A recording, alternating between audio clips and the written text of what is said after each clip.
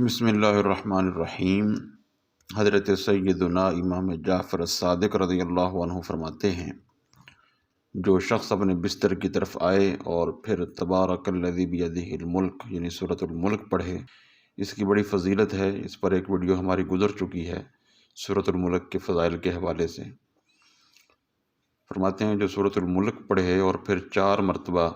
یہ پڑھے، اللہم رب الحل والحرام ورب البلد الحرام ورب الرکن والمقام ورب المشعر الحرام بحق کل آیت انزلتها فی شہر رمضان بلغ روح محمد صلی اللہ علیہ وسلم منی تحیۃ وسلامہ۔ معنی اس کا یہ ہے کہ اللہ حلال اور حرام کے پروردگار، حرمت والے شہر کے پروردگار، رکن یعنی حجر اسود اور مقام ابراہیم کے رب، مقام ابراہیم کے پروردگار، مشعر الحرام کے رب، مشعر الحرام کے پروردگار، رب کا معنی ہی پروردگار ہوتا ہے،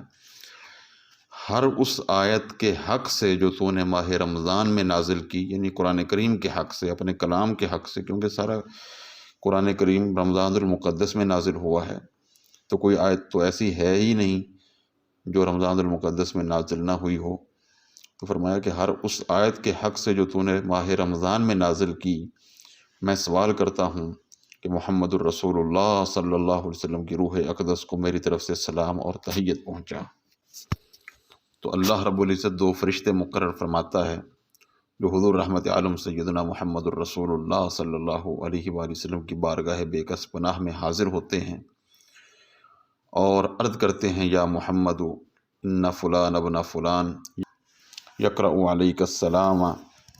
ورحمۃ اللہ، کہ فلاں بن فلان آپ صلی اللہ علیہ وسلم کو السلام ورحمۃ اللہ عرض کر رہا ہے۔ تو حضور رحمت عالم فرماتے ہیں، علی فلان ابن فلان منی السلام ورحمۃ اللہ وبرکاتہ، کہ فلاں بن فلاں کو میری طرف سے بھی اللہ کی سلامتی، اللہ کی رحمت اور اس کی برکات ہوں۔ اللہ رب العزت ہمیں اس کے فیض سے مستفید ہونے کی توفیق نصیب فرمائے، آمین یا رب العالمین، بحرمت سید العالمین۔